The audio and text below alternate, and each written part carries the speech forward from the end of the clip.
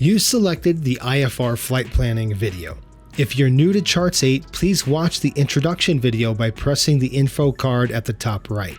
There are a few ways we can create an IFR flight. The first thing that we'll need to do is select IFR High in Map Presets. We will go through more map filters later in this video.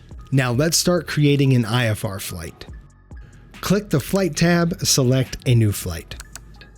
Select Options. Here, you will see the flight name, cruising altitude, distance, flight mode, and chart mode. Let's start with the flight name. We will name this Navigraph IFR. The flight mode will obviously be IFR. The chart mode, we're going to need to select CAO or Commercial Airline Overlay. This is applicable to bigger commercial type aircraft. Enter a cruising altitude of 38,000 as we're headed westbound. Remember, east is odd, west is odder. With the options out of the way, let's show you how to plan an IFR flight. It's slightly different than the VFR way, but a bit quicker. Select General, then on the origin airport, click Select. A new search bar will open. We will type Kilo Mike India Alpha into the search. This will pull up Miami International Airport. Click Add to Route on the right. For our destination airport, type in Kilo India November Delta or Indianapolis and select Add to Route. As you can see here, Charts 8 drew a line with a few things to take note of. It drew us a straight line to the destination airport. Of course, we're not going to fly this routing as we're in a 737 and we need some IFR waypoints. Go to the top of the route bar and click Auto Route. We will want high airways on this flight. Select Create. What's so nice about this feature is that it's going to take us northbound as it has selected high altitude routes for us. Select the Runway tab and select the appropriate runway for you. Today, we're going to use 8 right. Click Add to Route.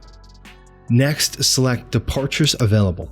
As you can see, Charts 8 suggests the Hurricane 3 departure. Go ahead and add that to the route. We will now take a look at the arrival runways. Again, we're going to want to choose the runway with the most headwinds to give us better performance. For today, we will select runway 5 left and add it to your route. So let's see what kind of arrivals we can choose from. To see all of our applicable arrivals, select Arrivals Available. This will pull up a visual representation of the available arrivals. As you can see, we are coming from the south and will end up flying over Hagel. Charts 8 has suggested an arrival of Gibbs.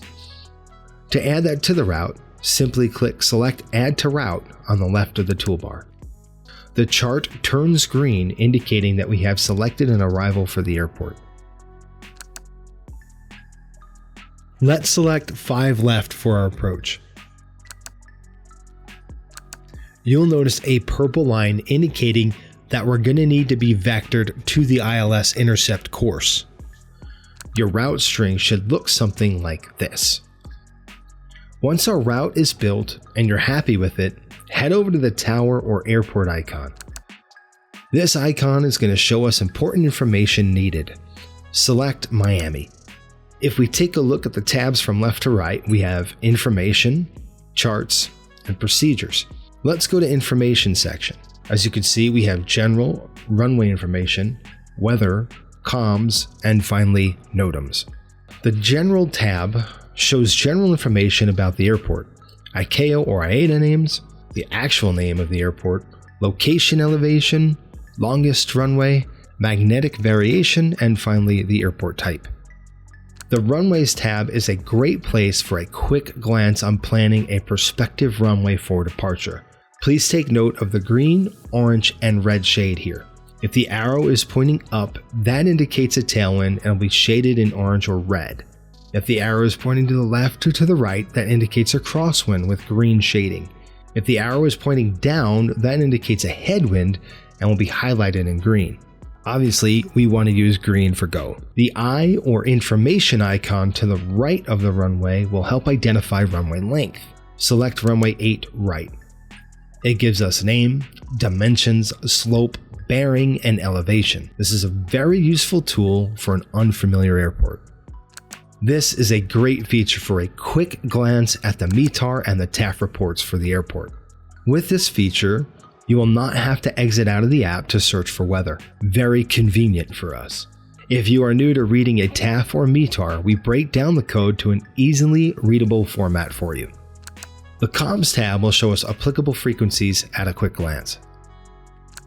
Our NOTAMs tab, or Notices to Air Missions, will give you the ability to search applicable NOTAMs without clicking out of the app. It's a wonderful, useful tool to all pilots. As simmers, we probably do not reference this as much as we should. It's never a good thing when we depart an airport to find out our destination airport runway is closed. It's a true story that really happened to an airline in the US a few years back. We encourage you to check your NOTAMs before you depart. When we select the Charts tab, notice that we have Star, App or Approach, Taxi, SID or Standard Instrument Departure, and Ref or Reference. This is a really handy tool for the IFR environment as it gives us a quick selection of our charts. This tab is highly useful for the IFR environment. It shows us a visual way of looking at the applicable procedures. We have departures, arrivals, and approaches. All applicable charts will be pinned on our pin board below.